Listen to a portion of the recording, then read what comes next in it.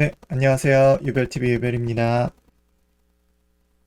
네, 오늘은 동생과 부처는 둘이 아니다 라는 컨텐츠를 주제로 한번 해보겠습니다. 음, 제가 깨달음의 장에 갔다 와서 근본적인 깨달음을 많이 얻었다고 생각을 하고 어, 있었습니다. 근데 이제 불교 정토의 가르침 중 하나가 깨닫고 나면은 이 좋은 법을 남에게도 전해서 나만 행복해지지 않고 남도 행복해질 수 있도록 하자. 어, 이런 과제가 있습니다. 그래서 이거는 중생을 구제하라는 말이거든요. 그런데 깨닫고 난 순간이 되면은 나 말고는 다 중생이 아닌가? 라고 생각을 하게 되는 어, 순간이 와요. 근데 중생이 누구일까요? 제가 깨달았다면 나 말고는 다 중생일까요? 한때 어, 그 원효대사 이야기가 있는데 원효대사도 그렇게 생각을 했다고 합니다. 그래서 어, 도를 깨치고 중생을 내가 다 구제하겠다. 그래서 구제할 중생을 찾아다니고 있었는데 어떤 분에게 이런 말을 들었다고 합니다. 여기 마땅히 구제해야 할 중생을 두고 어디 가서 중생을 찾는단 말인가? 라는 말을 했는데 이게 여기에 조금 더 스토리가 있지만 저는 이제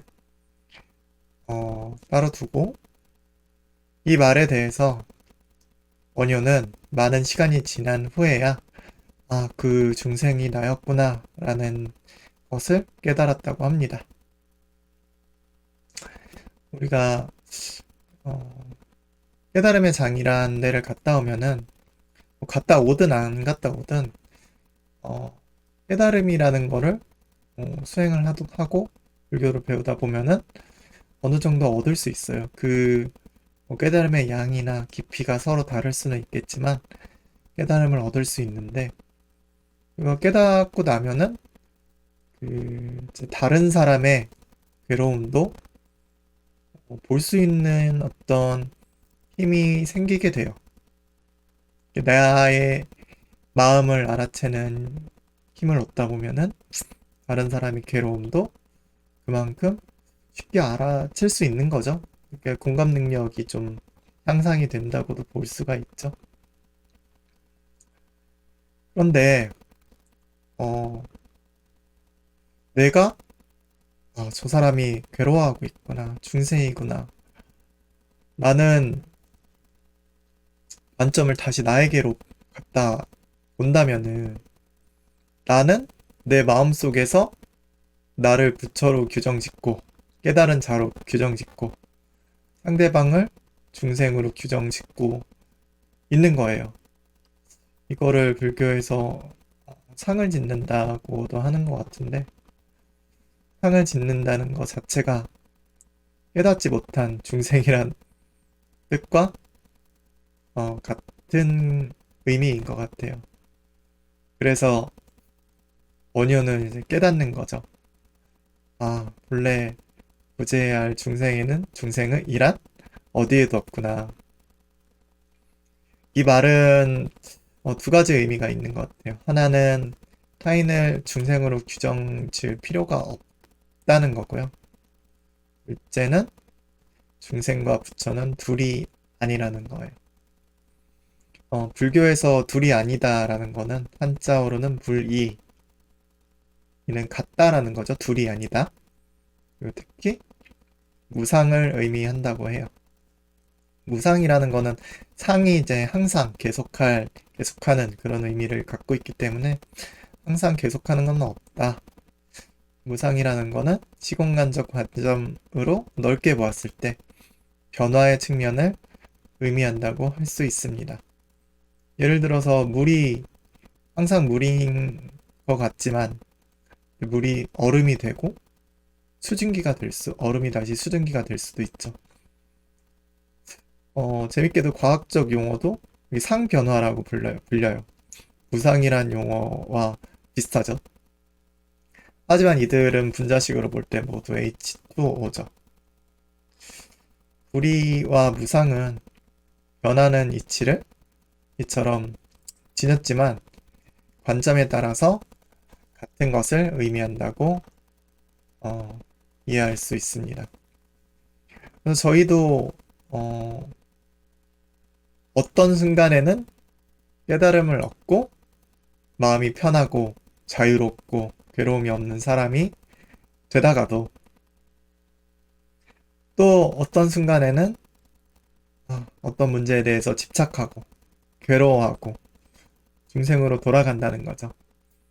그래서 순간의 그 짧은 시간 안에서 볼 때는 어떤 뭐 깨달은 자, 중생 이런 거를 구분할 수 있을지 몰라도 넓은 시간 안에서 본다면 중생과 부처는 둘이 아니다. 왔다 갔다 한다.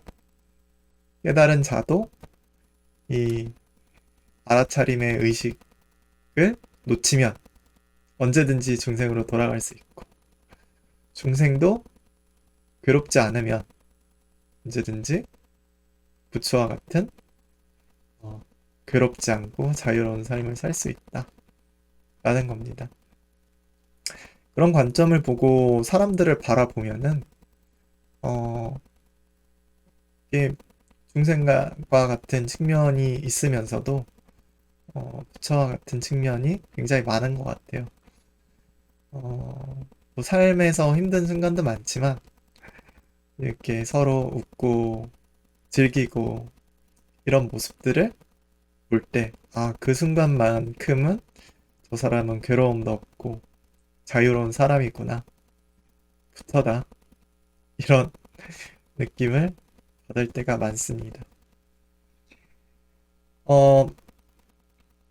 원효대사가 깨달은 자도 순식간에 중생으로 돌아가는 체험을 한 게 바로 그 유명한 해골물이죠.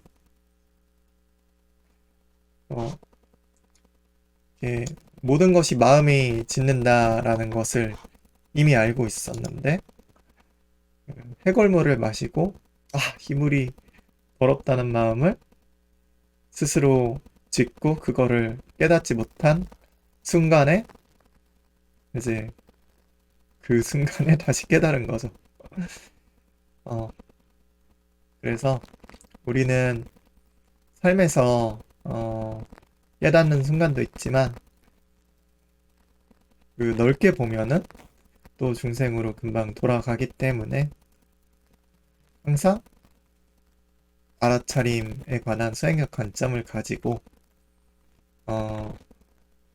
내가 이 편안한 마음에서 벗어나면 그걸 알아차리고 다시 돌아오고 남을 볼 때는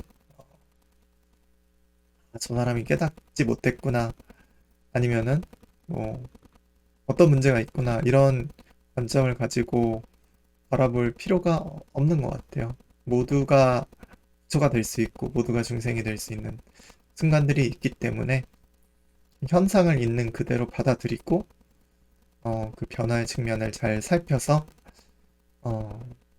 세상을 이해하는데 세상을 있는 그대로 이해하는데 도움이 되었으면 좋겠습니다.